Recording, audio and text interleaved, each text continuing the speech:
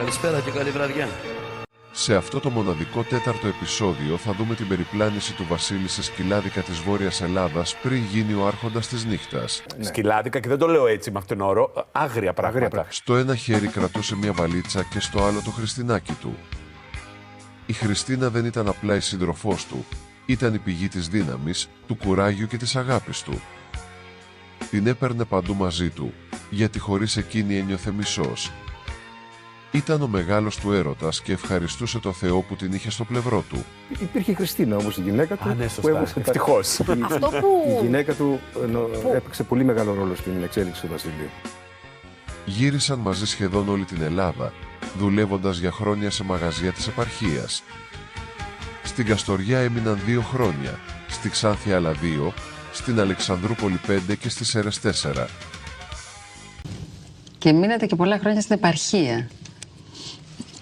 Πάνω από 10. Σκυλάδικα. Όλο αυτό το διάστημα, η βάση τους παρέμενε η Θεσσαλονίκη, στην οποία πηγαινοέρχονταν συνέχεια. Με αυτόν τον τρόπο, ο Βασίλης δημιούργησε ένα ισχυρό δίκτυο με ανθρώπους και μαγαζιά σε όλη τη Βόρεια Ελλάδα. Απέκτησε πιστούς φίλους που τον αγαπούσαν πραγματικά. Υπάρχει περίπτωση να σας πουλήσω εγώ? Υπάρχει περίπτωση να σας το δώσω? Υπάρχει περίπτωση να μην γονατίσω μπροστά σας?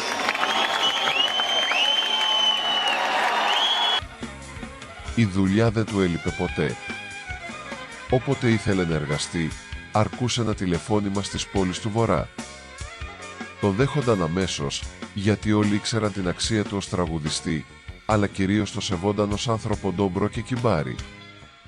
Το κυριότερο, όπου πήγαινε, γέμιζε τα μαγαζιά, έκανε τεράστιους τζίρους και τα πιάτα έπεφταν βροχή.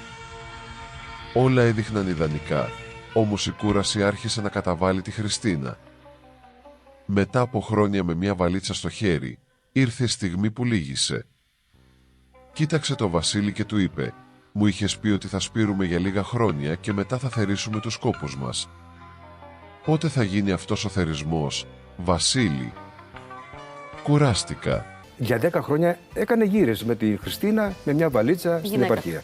Η γυναίκα του κάποια στιγμή του λέει: «Βασίλη, μου έχεις πει ότι θα σπείρουμε και κάποια στιγμή θα θερήσουμε». Δεν γίνεται. Κάπου να στεριώσουμε σε έναν τόπο. Εδώ είναι η αγαπημένη μου γωνιά, εδώ πίνω τον καφέ μου μόλις ξυπνάω. Δεν γίνεται να κάνουμε οικογένεια στη γύρα. Ο Βασίλης την κοίταξε στα μάτια και είδε την αγωνία και την εξάντληση στο βλέμμα της. Κατάλαβε αμέσως ότι αυτή η κατάσταση έφτασε στο τέλος της. «Καλά», της απάντησε συγκαταβατικά, «άσε με να σκεφτώ τι θα κάνουμε». Η αλήθεια ήταν πως και ο ίδιος ο Βασίλης είχε κουραστεί βαθιά από τα ασταμάτητα ταξίδια. Ήξερε πως η Χριστίνα είχε δίκιο και έπρεπε να βρει μια λύση. «Θα πάρουμε ένα σπίτι στη Θεσσαλονίκη», της υποσχέθηκε, «και από εκεί θα παλέψουμε για το μέλλον μας». Αυτό το σπίτι, ένα μικρό διαμέρισμα μόλις 60 τετραγωνικών στην Ηλιούπολη, ήταν μια υπόσχεση του πεθερού του. Για εκείνον τον άνθρωπο, αυτό ήταν το μέγιστο που μπορούσε να προσφέρει. Ήταν όμως μια νέα αρχή, μια ευκαιρία για τη Χριστίνα να ζήσει ήρεμη, κοντά στην οικογένειά της και να ξεκινήσουν επιτέλους τη δική τους. Όταν όμως ο Βασίλης επέστρεψε μόνιμα στη Θεσσαλονίκη το 1979, βρέθηκε αντιμέτωπος με μια σκληρή πραγματικότητα. Έχοντας συνηθίσει στα μεγαλεία της επαρχίας και της Γερμανίας, τα οικονομικά δεδομένα της πόλης το σόκαραν.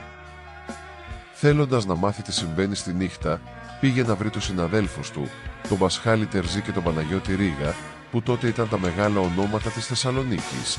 Εξακολουθείτε να έχετε αδελφικές σχέσεις, να το πω έτσι? Δεν έχουμε αδελφικές σχέσεις, δυστυχώς, και αυτό με λυπεί πάρα πολύ το γεγονός αυτό. Γιατί? Δεν έμαθα ποτέ. Δεν κατάλαβες. Να τον έχει ο Θεός γερό και να είναι καλά. Το καλύτερο μεροκάματο, Μπίλι, του είπε ο Τερζής, είναι 1.700 δραχμές τη βραδιά. Ξέρω ότι το ξεκίνημα δεν ήταν τόσο απλό. Ο Βασίλης έμεινε άναυδος. «Τι λες ρε Πασχάλη», του απάντησε. «Εγώ τη βραδιά βγάζω τα δεκαπλάσια, κυρίως από τη χαρτούρα της Γερμανίας και τα πιάτα». Όμως ο Πασχάλης ήταν ειλικρινής, άλλο η επαρχία και η Γερμανία, καρδάσι μου, και άλλο η Θεσσαλονίκη. Προσγείωση ήταν ανώμαλη. Ο Βασίλης γύρισε στη Χριστίνα απογοητευμένος. Πίκρα, πόνο, στεναχώρια. Χριστινάκη, τι να κάνω εγώ εδώ? Πώς να τραγουδήσω με 1.700 δραχμές? Τα πράγματα είναι χάλια. Η Χριστίνα όμως ήταν ανένδοτη. Είχε κουραστεί από τη ζωή του περιοδεύοντα θεία σου και τα ξενύχτια. «Πρέπει να μείνουμε εδώ, να κάνουμε οικογένεια», του είπε, «κι είμαι σίγουρη πως εσύ θα τη βρεις στην άκρη». Ο Βασίλης, που τη λάτρευε και δεν θα θυσίαζε ποτέ τη σχέση τους, πήρε τη μεγάλη απόφαση.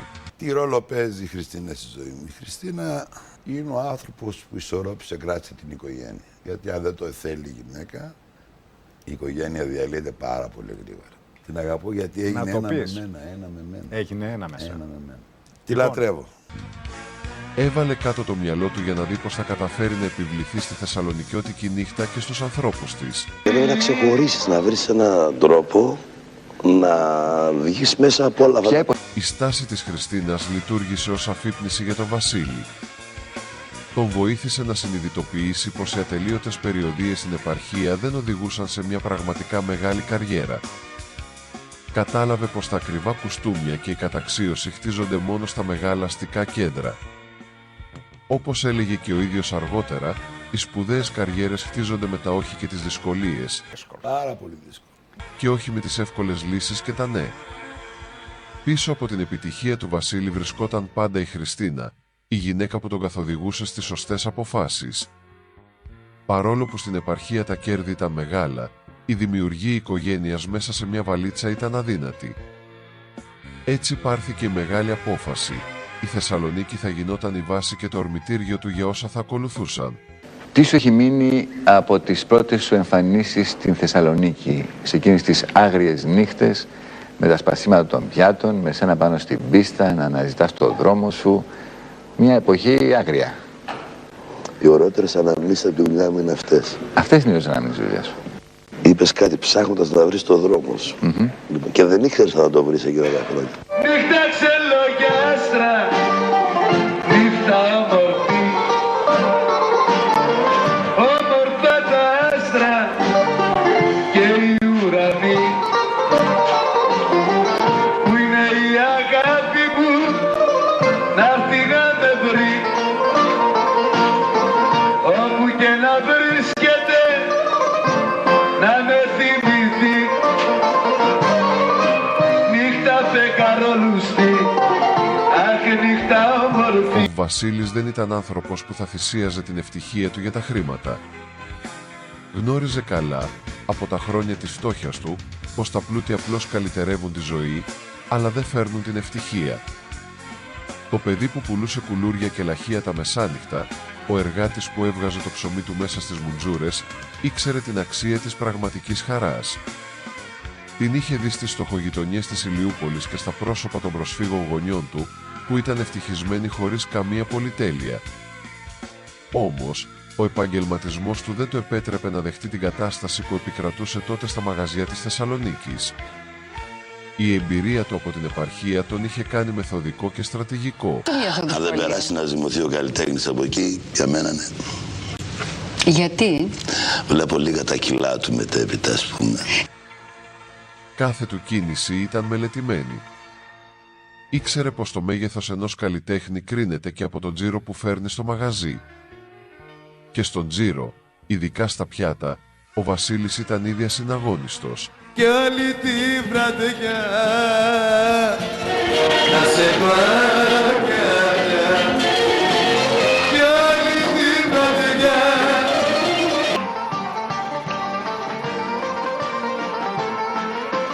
Είναι ψευτρά και παπέσα, να μην πονάω πια, ηλικία μου τυραννέ.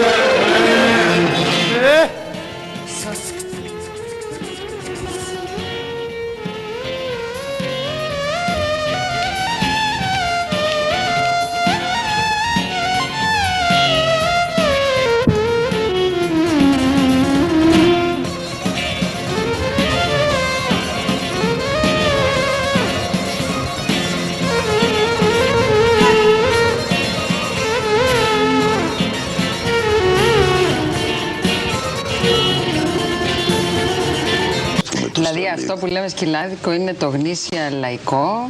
Αυτό θέλουμε να πούμε. Έχω την εντύπωση ότι όλοι περάσαν από εκεί και σαν πελάτες και σαν θαμώνες και σαν έτσι. Και τους αρέσει να πηγαίνουν. Είναι κάτι που βγάζει πιο εύκολα τον εαυτό του καθένας, έτσι. Πιο κοντά.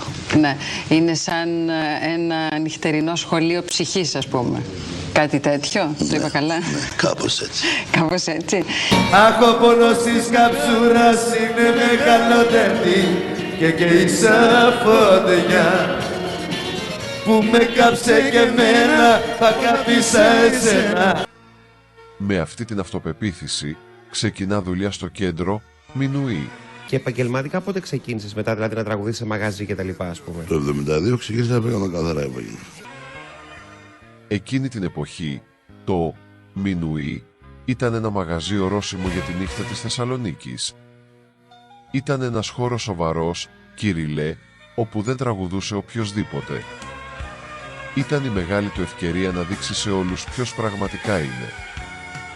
Στο κέντρο Μινουή, ο Βασίλης βρέθηκε δίπλα σε ονόματα όπως ο Μητσιάς και ο Ζευγάς. Το μαγαζί εκείνη την εποχή ήταν κάτι αντίστοιχο με το σημερινό Σταυρό του Νότου στην Αθήνα. Μαζί με τον ιδιοκτήτη, τον Γιαννακόπουλο, πήραν μια μεγάλη απόφαση να μετατρέψουν το κέντρο σε ένα καθαρό αιμολαϊκό μαγαζί. Ο Βασίλης, από την πρώτη στιγμή, έδειξε τη διαφορετικότητά του. Δεν δέχτηκε καν να συζητήσει για το μεροκάματό του με το αφεντικό. Του είπε χαρακτηριστικά: «Άσε να δούμε πώς θα πάει το μαγαζί, αφεντικό, και θα τα βρούμε». Σίγουρα, λέει διαμιλία λεφτά, δεν θα μιλήσουμε τίποτα, ρε, του λέω, δεν μου ξεκινάμε, με έχει πιάσει μούρλα τότε. Σαν την υγεία δεν υπάρχει. Πλήρωνε εσύ μόνο τους μουσικούς και με μένα μην αγχώνεσαι. Ήταν τόσο σίγουρος για την επιτυχία που θα ακολουθούσε, που ρίσκαρε τα πάντα. Και δεν έπεσε έξω. Μέχρι το τέλος της πρώτης εβδομάδας, το Μινουή βούλιαζε από κόσμο. Το μαγαζί αναγκαζόταν να διώχνει πελάτες γιατί δεν υπήρχε εκατοστό ελεύθερο. Κάθε βράδυ γινόταν ένας αδιανόητος πόλεμος από πιάτα που έφταναν τις ποσότητες ενός ολόκληρου τριαξονικού φορτηγού. Όλη η Θεσσαλονίκη δεν μιλούσε για τίποτε άλλο παρά για το φαινόμενο Καράς. Όταν ήρθε η ώρα της πληρωμής στο τέλος της εβδομάδας, ο Γιαννακόπουλος, πανευτυχής από την επιτυχία, του πρόσφερε έναν φάκελο γεμάτο χρήματα. Ο Βασίλης όμως τον κοίταξε χαμογελώντας και αρνήθηκε να τον πάρει. «Κράτησε τα, αφεντικό, για το μαγαζί. Είναι ένα δώρο από μένα για σένα», του είπε, αφήνοντας τον Γιαννακόπουλο άναυδο να τον κοιτάζει με απορία. Ο Γιαννακόπουλος δεν μπορούσε να δεχτεί το δώρο του Βασίλη. «Αυτό δεν γίνεται, πάρτα», του είπε απότομα, προσπαθώντας να του δώσει τον φάκελο με τα χρήματα. Όμως ο Βασίλης ήταν ανένδοτος. «Δεν θέλω λεφτά, ρε αδερφέ», του ξαναείπε. «Είναι ένα δώρο από μένα», και έφυγε από το μαγαζί χωρίς να κοιτάξει πίσω. Εκείνη την περίοδο, ο Βασίλης είχε αποκτήσει πελάτες που έκαναν απίστευτες πατάλες. Υπήρχε ένα συγκεκριμένος θαμώνας στο Μινουή που κάθε βράδυ, όλη την εβδομάδα, προκαλούσε πραγματική καταστροφή από τα σπασμένα πιάτα και τα λουλούδια. Με τέτοιους τζίρους να γυρίζουν γύρω από το όνομά του, το μεροκάματο των 1.700 δραχμών φάνταζε πλέον αστείο. Την επόμενη κιόλας μέρα, ο Γιαννακόπουλος μαζί με τη γυναίκα του εμφανίστηκαν στην πόρτα του Βασίλη. Κρατούσαν γλαδιόλες και γλυκά, μια κίνηση σεβασμού και συμφιλίωσης. «Εμένα δεν με έχει προσβάλει έτσι κανένας, αγόρι μου», του είπε ο επιχειρηματίας. «Πάρε τα λεφτά σου για να είμαστε αγαπημένοι». Ο Βασίλης, με την αφοπλιστική του ειλικρίνεια, του απάντησε: «Αν σε πρόσβαλα, τότε να σταματήσουμε τη συνεργασία μας. Εγώ απλά ήθελα να σου κάνω δώρο ένα καλό κοστούμι. Αν δεν το θέλεις, δεν πειράζει».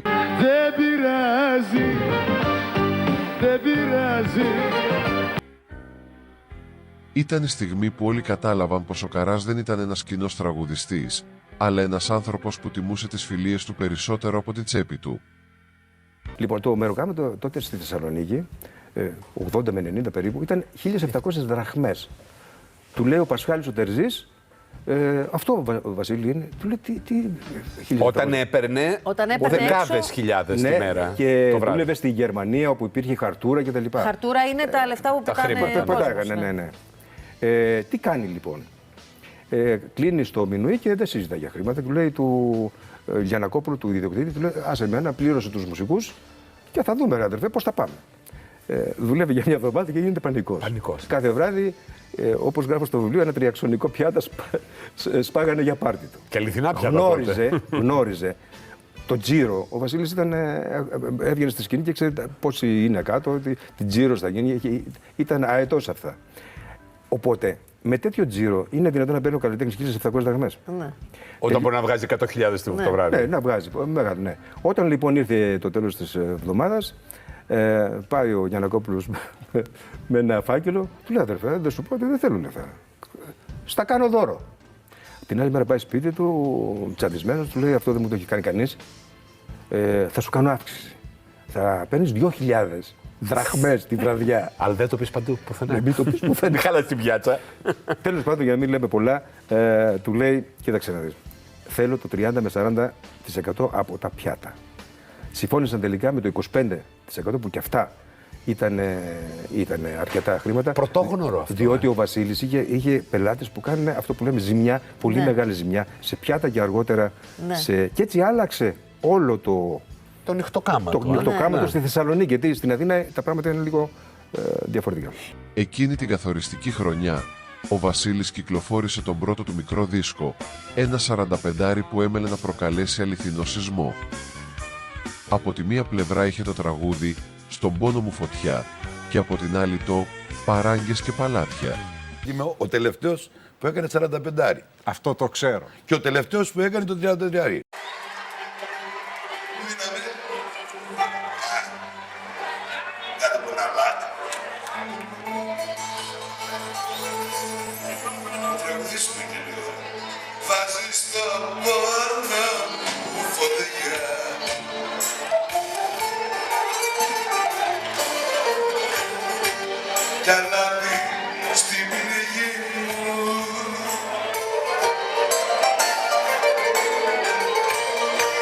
Σαν μου θυμίζεις τα πάντα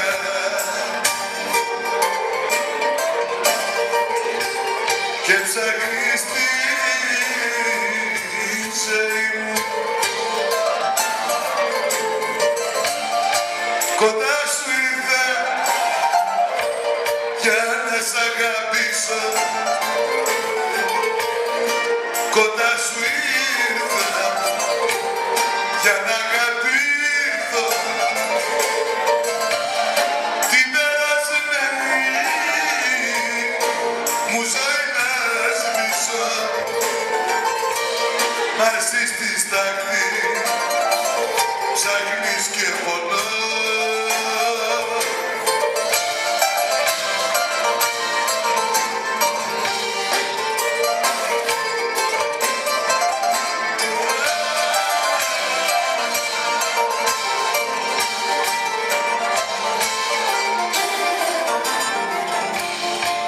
κι άμα δεν έχεις στην καρδιά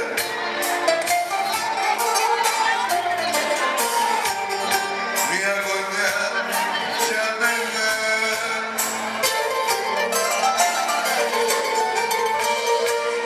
άσε να φύγω μακριά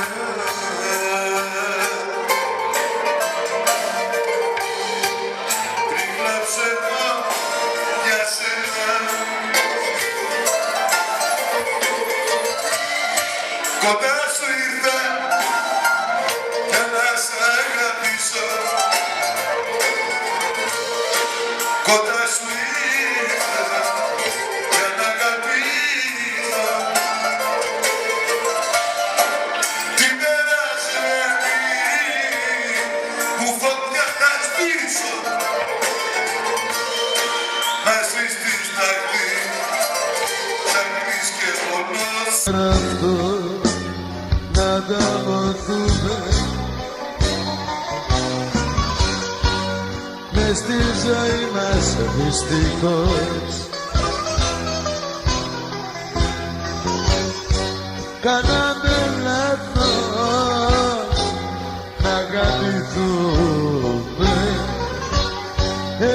πια πλούσια.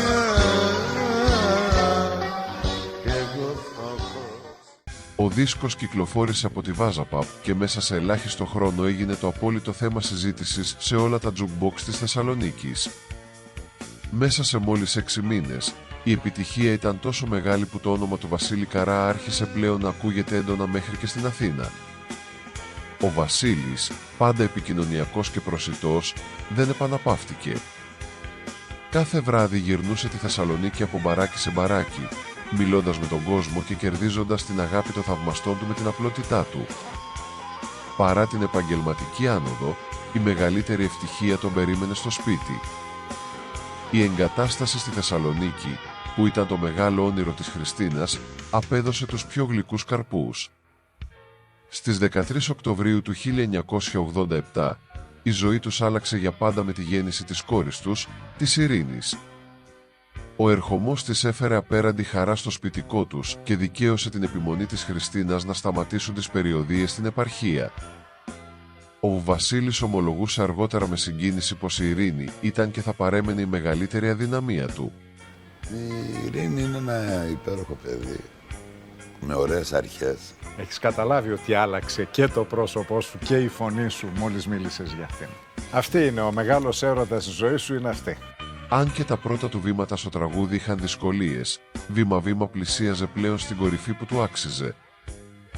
Το 1979 και το 1980, ο Βασίλης μετακομίζει στα Δειλινά, δίπλα στη μεγάλη πόλη Πάνου.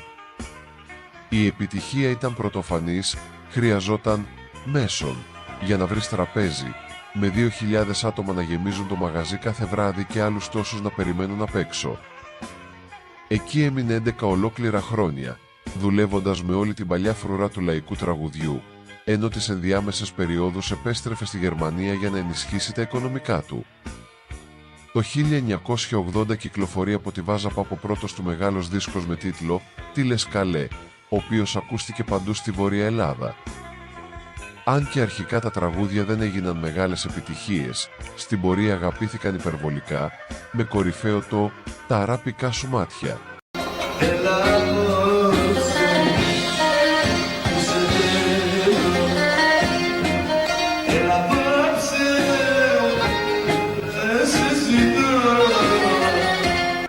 Ο Βασίλης, ως αλάνθαστος γνώστης της επικοινωνίας, έτρεχε ο ίδιος από ραδιόφωνο σε ραδιόφωνο, στα χρόνια της πειρατικής ραδιοφωνίας, χτυπώντας πόρτες για να ακουστεί η φωνή του.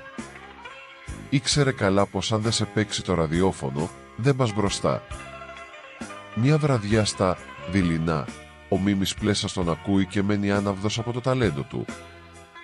Εντυπωσιασμένος, τον πηγαίνει στον Πατσιφά, το διευθυντή της θρυλικής εταιρείας Λύρα. Με έφερε ο Μίμης ο Πλέσας στο Πατσιφά, καλά θυμάμαι του. Συστήνοντας τον ως το μεγαλύτερο λαϊκό τραγουδιστή της Θεσσαλονίκης. Ο Πατσιφάς όμως το απαντά πως μόλις είχε κλείσει έναν άλλο λαϊκό τραγουδιστή, το Μάκη Χριστοδουλόπουλο. Λέει, μόλις κλείσαμε, λέει, λαϊκό τραγουδιστή, ρε Μίμη, του λέει. Άστο να περάσει λίγος καιρός, θα δούμε. Είχαν κλείσει το Μάκη τον Χριστοδουλόπουλο τότε. Μάλιστα. Ήταν να πάρω εγώ τη θέση και δεν έγινε. Έτσι, η πρώτη μεγάλη ευκαιρία για την Αθήνα χάθηκε στις λεπτομέρειες, αλλά το νερό είχε μπει πια στο αυλάκι. Παρά την άτυχη κατάληξη στη Λύρα, ο Βασίλης δεν ξέχασε ποτέ τη χειρονομία του Μίμη Πλέσα. Ήταν ο πρώτος μεγάλος συνθέτης που πίστεψε αληθινά σε εκείνον και η εμπιστοσύνη του σήμαινε για τον Βασίλη πολύ περισσότερα από ένα συμβόλαιο. Την ίδια περίοδο στα Δειλινά, ο Βασίλης ζούσε μια επαναλαμβανόμενη κωμωδία με έναν άλλο θρύλο, τον Άκη Πάνου. Ο συνθέτης τον επισκεπτόταν κάθε βράδυ, υποσχόμενος πως του έχει γράψει ένα τραγούδι που θα τον αφήσει άφωνο. Όμως, στο τέλος κάθε προγράμματος, ο Άκης δεν θυμόταν ούτε το στίχο ούτε τη μελωδία, με την κατάσταση να έχει καταντήσει το αστείο της παρέας. Τρώω ένα πούλημα καλό όμως, έχω φάει ένα πούλημα καλό. Πήρες υποσχέσεις που δεν γίνανε ποτέ πραγματικότητα. Ναι, και παραμύθι, και εγώ δεν ξέρω τι παραμύθι. Μετά από 11 χρόνια, ο Βασίλης ένιωσε την ανάγκη για μια αλλαγή και μετακόμισε στο Μοσχού, στη Θέρμη. Εκεί, για 2 χρόνια, μαζί με ονόματα όπως η Μαριό, η επιτυχία του εκτοξεύτηκε σε ασύλληπτα επίπεδα. Εγώ από τις νύχτες από τη δουλειά, έναν άνθρωπο που έχω εκτιμήσει πάρα πολύ και τον αυτόν ήταν ο Βασίλης ο Καράς. Γιατί ήξερα τι πρόσφερε σε πόσες οικογένειες στη Θεσσαλονίκη, ακόμα και στο Κοντρονάκο. Βοηθούσε όλο τον κόσμο ο Βασίλης. Δεν άφησε κανένα. Ήταν όμως πανέξυπνος. Όπου πηγαίναμε για να πάμε να παίξουμε, έλεγε θα βγεις εσύ, θα κάνεις το κοινό, θα ετοιμάσεις το κοινό και μετά θα βγω εγώ να τραγουδήσω. Αλλά ήταν πολύ καλό παιδί. Πολύ καλό παιδί. Να πάμε εκεί που λες, να πάμε εκεί που λες, έλα να πάμε εκεί που λες. Το 1983 η φήμη του φτάνει στα αυτιά του Κοντόπουλου, του ισχυρού άντρα του Ποσειδονίου, στην Αθήνα. Ο Κοντόπουλος ανέβηκε στη Θεσσαλονίκη, είδε τον πανικό που προκαλούσε ο Καράς και του πρότεινε αμέσως να κατέβει στην πρωτεύουσα. Ο Βασίλης όμως, μετρημένος όπως πάντα, του απάντησε «Δεν είμαι ακόμα έτοιμος, αλλά όταν αποφασίσω να κατέβω, θα έρθω στο μαγαζί σου». Του λέω «Δεν είμαι έτοιμος», του λέω και του λέω «Δεν είμαι έτοιμος, όταν είμαι έτοιμος θα έρθω». Λίγο μετά, το 1984, ένας άλλος θρυλικός επιχειρηματίας, ο Χαλκιαδάκης της Γέφυρας, τον πλησίασε εντυπωσιασμένος από τη φωνή και τη φιλοξενία του. Η πρότασή του ήταν συγκλονιστική.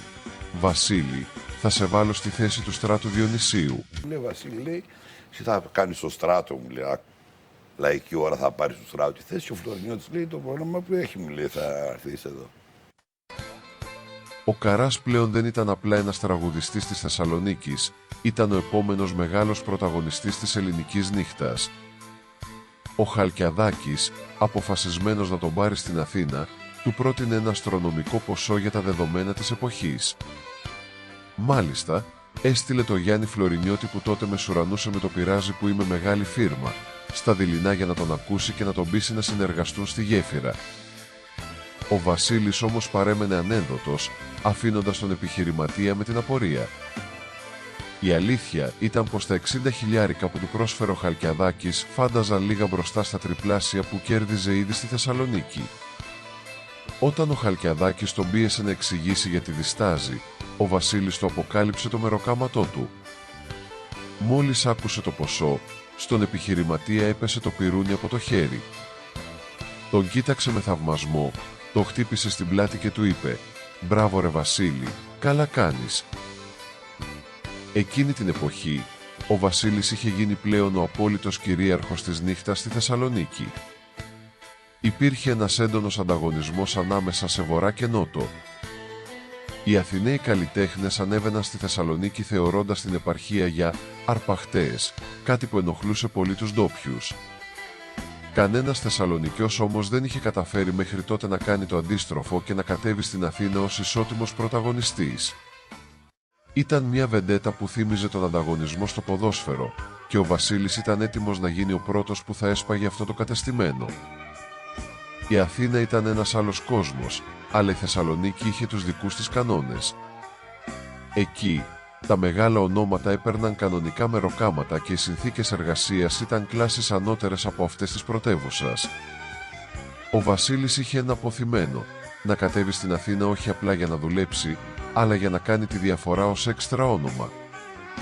Και τελικά το πέτυχε. Στις αρχές της δεκαετίας του 80, η χαρτούρα, τα χρήματα δηλαδή που πετούσε ο κόσμος στην πίστα, ήταν η κύρια πηγή εισοδήματος. Στην Καστοριά, μια πόλη πλούσια τότε λόγω της γούνας, οι τραγουδιστές δεν πήγαιναν καν για μεροκάματο, αλλά μόνο για τη χαρτούρα. Αν μια βραδιά δεν έβγαζαν τουλάχιστον 100.000 δραχμές, έφευγαν στεναχωρημένοι. Το χρήμα έρεε τόσο άφθονο, που οι τραγουδιστές φοβούνταν να αφήσουν το πόστο τους για να ξεκουραστούν, μήπως χάσουν τη σειρά τους στην πίστα και τα φιλοδορήματα. Ο Βασίλης δούλεψε πολύ και στον Μπόρα Μπόρα στην Κοζάνη, ένα εξαιρετικό μαγαζί της εποχής. Είμαι εγώ που σε παίρνω τηλέφωνο, που μου λείπεις και ψάχνω αντιέξοδο. Είμαι εγώ που ακόμα δεν ξέχασα, είμαι εγώ που πονάω που σε έχασα. Είμαι εγώ. Όμως, ο πραγματικός χαμός γινόταν στη φαντασία στη Πτολεμαΐδα. Ήταν ένα τεράστιο κέντρο που φιλοξενούσε κυρίως αθηναϊκά σχήματα και εξαιρετικά προγράμματα.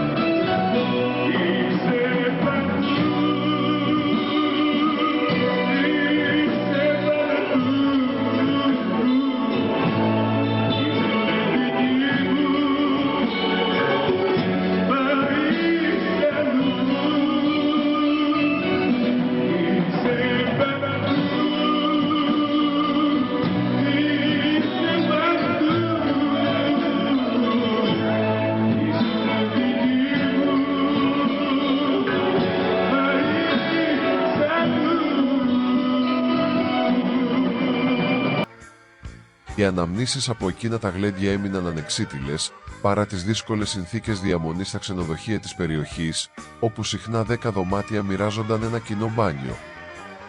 Ακόμα και σε εκείνες τις χρυσές εποχές όμως, υπήρχαν στιγμές που τα οικονομικά στο σπίτι ήταν χάλια και το μέλλον έμοιαζε αβέβαιο. Ήταν ένα μάθημα ζωής για όλους τους καλλιτέχνες της δεκαετίας του 80, μια εποχή που η δόξα της πίστας συχνά έκρυβε πίσω τις μεγάλες προσωπικές αγωνίες. Μια μέρα, ενώ τα οικονομικά τους ήταν σε τραγική κατάσταση, ο Βασίλης ρώτησε τη Χριστίνα αν είχαν αφίσες. Περίπου 1500, του απάντησε εκείνη. «Ντύσου, βάψου και φύγαμε για Σέρες», της είπε αμέσως ο Βασίλης, έχοντας ήδη ένα σχέδιο στο μυαλό του που δεν της αποκάλυψε. Πήγαν στο μαγαζί όπου τραγουδούσε ο Αλέκος ο Πόντιος. Έφτασαν αργά, παρήγγειλαν ένα μπουκάλι ουίσκι, αν και τα λεφτά τους ήταν μετρημένα, και κάθισαν στο τέλος του μαγαζιού. Όταν ο Αλέκος τον είδε και τον κάλεσε στην πίστα, ο Βασίλης άρχισε να κάνει το δύσκολο. «Δεν μπορώ, Αλέκο, έχω πολλή δουλειά στη Θεσσαλονίκη και είμαι κουρασμένος», του έλεγε, ενώ η Χριστίνα κάτω από το τραπέζι τον κλωτσούσε με μανία στο καλάμι, μη πιστεύοντας τα αυτιά της. Κατά τις 4 το πρωί, τον ανέβασαν τελικά στην πίστα. Μπροστά καθόταν ένας ιδιοκτήτης σούπερ μάρκετ που έκανε τεράστια ζημιά με πιάτα. Ο Βασίλης συνέχισε το παιχνίδι του. «Αλέκο, είμαι κουρασμένος, άφησε με να το σκεφτώ». Η Χριστίνα κόντευε να τρελαθεί, αλλά ο Βασίλης ήξερε τι έκανε. Όταν ο μαγαζάτορας πλησίασε με μια επιταγή μεγάλου ποσού, ο Βασίλης γύρισε αδιάφορα στη Χριστίνα και τη ρώτησε αν είχαν αφήσεις στο αυτοκίνητο. «Έχουμε», του απάντησε εκείνη με ενθουσιασμό. «Είδες πώς το πήγα το θέμα», της είπε ο Βασίλης χαμογελώντας, όταν όλοι είχαν πια συμφωνηθεί. Έδωσαν τα χέρια, πήρε μαζί του και τη Μαριό και τελικά έμειναν στο μαγαζί για 9 ολόκληρους μήνες, δουλεύοντας σχεδόν κάθε μέρα. Το 1990 ξεκίνησε μια νέα συνεργασία με τους επιχειρηματίες Βασίλη Γκόγκο και Βασίλη Παπαδόπουλο. Στην Καλύβα, όπου δούλευε πριν, είχε ζήσει απίστευτες στιγμές, αλλά αυτό που συνέβη στην πολιτεία ξεπέρασε κάθε προηγούμενο. Η επιτυχία του εκτινάχθηκε στα ουράνια. Εμφανίζεται ο Γκόγκος και μου κάνει πρόταση να πάω στη Θεσσαλονίκη. Είναι προς τιμή του Βασίλη, που πήγα εγώ τώρα στο ξεκίνημα και είχα εισάξει αφίσα μόνος μου. Όλοι οι Αθηναίοι που επισκέπτονταν τη Θεσσαλονίκη θεωρούσαν απαραίτητο να περάσουν από εκεί για να δουν από κοντά αυτό που αποκαλούσαν το φαινόμενο της Θεσσαλονίκης. Την ίδια χρονιά, ο κορυφαίος παραγωγός της Μήνος, Αχιλλέας Θεοφίλου, ανέβηκε στη Θεσσαλονίκη. Έμεινε εκεί μία εβδομάδα και πήγαινε κάθε βράδυ στο μαγαζί για να μελετήσει το φαινόμενο Καράς. Προσπαθούσε επίμονα να τον πείσει να κατέβει στην Αθήνα. Τελικά συμφώνησαν να συνεργαστούν και ο πρώτος του δίσκος με τη Μήνος ήταν το ιστορικό «Δεν πάω πουθενά, εδώ θα μείνω». Μέχρι εκείνη τη στιγμή, ο Βασίλης έκανε όλους τους δίσκους του στη Βάζα Παπ. Η κυκλοφορία αυτού του δίσκου όμως ήταν η απόλυτη επιτυχία. Περιείχε πολλά δυναμικά σουξέ που έμειναν για πάντα στην ιστορία της δισκογραφίας. Μετά από αυτό το άλμπουμ, η ζήτηση για εμφανίσεις του Βασίλη έγινε τεράστια, όχι μόνο στην Ελλάδα αλλά και στο εξωτερικό. Μετά την τεράστια επιτυχία του δίσκου «Δεν πάω πουθενά», ξεκίνησε μια μεγάλη περιοδεία 3 μηνών σε Αμερική και Καναδά. Ο Βασίλης έπαιξε σχεδόν σε όλες τις πόλεις, καθώς το ζητούσαν επίμονα από κάθε γωνιά του πλανήτη, από την Αυστραλία μέχρι τη Σουηδία και από την Αγγλία μέχρι τη Γερμανία. Όπου υπήρχε ελληνισμός, τα θέατρα και τα μαγαζιά απαιτούσαν την παρουσία του. Στον Καναδά μάλιστα, ενώ συνήθως γίνονταν μόνο 2 συναυλίες σε Τορόντο και Μόντρεαλ, εκείνος εμφανίστηκε και στην Οτάβα, παρόλο που οι Έλληνες εκεί ήταν ελάχιστοι. Μια χαρακτηριστική ιστορία από εκείνη την περίοδο συνέβη κατά τη διάρκεια της συναυλίας του στο Πανεπιστήμιο της Νέας Υόρκης. Εκεί, τα μέτρα για το κάπνισμα ήταν εξαιρετικά αυστηρά και η απαγόρευση ίσχυε παντού μέσα στους χώρους του Πανεπιστημίου. Πριν ξεκινήσει η συναυλία στην Αμερική, ο Βασίλης βγήκε έξω στο κρύο, πίσω από τη σκηνή, για να καπνίσει στα κρυφά. 2 θηριώδεις σεκιουριτάδες τον εντόπισαν και του έκαναν παρατήρηση, με το Βασίλη να σβήνει το τσιγάρο βρίζοντας, για να το ανάψει ξανά μόλις εκείνοι απομακρύνθηκαν. Στο τέλος της βραδιάς όμως, οι ίδιοι άνθρωποι τον πλησίασαν γεμάτοι ευγένεια, τον αγκάλιασαν και του επέτρεψαν να καπνίζει ελεύθερα όπου ήθελε. Όπως το εξήγησε ο μπουζουξής του, ο Παναγιώτης Αποστολίδης, οι σεκιουριτάδες εντυπωσιάστηκαν από την ενέργειά του και είπαν «Αυτός είναι ροκάς, είναι δικός μας και άμα θέλει ας καπνίσει όπου θέλει». Λίγο καιρό μετά, ήρθε η ώρα για τη μεγάλη κάθοδο στην Αθήνα. Παρόλο που ο Βασίλης είχε δώσει το λόγο του στον Κοντόπουλο, εκείνος είχε ήδη κλείσει τον αντίπαστο Ποσειδόνιο και η συμφωνία δεν προχώρησε. Έτσι, η πρώτη του εμφάνιση στην πρωτεύουσα έγινε στο Νέο Στόρκ, τέρμα Πατησίων.